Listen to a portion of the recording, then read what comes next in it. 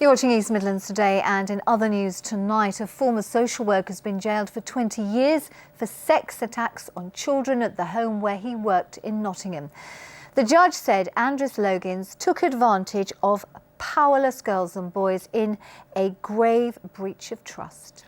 Logins is the first carer to be convicted after a major police inquiry into historical abuse at children's homes. The police say more arrests will follow. Our social affairs correspondent Jeremy Ball reports. A serial child abuser filmed for a police ID parade.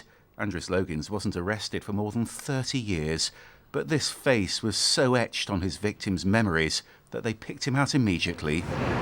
Justice! Today, at the end of the court case, raw emotion as child abuse campaigners saw Logins sentenced to 20 years in prison.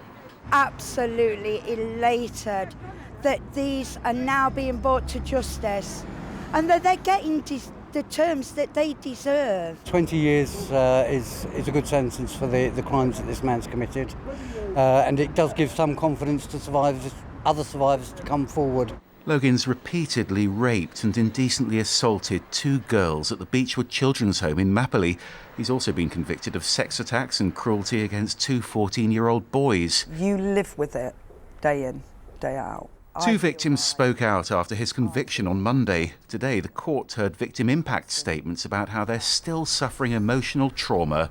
Sentencing Logins, Judge James Sampson said, "You took advantage of vulnerable children. You befriended them, groomed them and sexually abused them, and they were powerless to do anything about it. And what should have been a safe haven," he said, was a home from hell. Logins exploited a brutal regime that made his victims too scared to report him, and when he was finally arrested, he tried to blame them for making it up. The way in which they're describing is the person who has raped them, sexually assaulted them, is the same person. And they're saying it's Andy Logan. From my position, obviously, they must have conspired in some way. Well, he's shown not one jot of remorse. Everything that it's done has been to undermine the victims, undermine their credibility. Even after 30 years, they were still traumatised to see his face. Is Andris Logins just the tip of the iceberg? We've got a lot of operational activity going on behind the scenes. More arrests will follow inevitably. Tonight, Logins has been put on the sex offenders register, and when he's served his prison sentence, he'll be barred from working with children. Jeremy Ball, BBC's Midlands Today, Nottingham.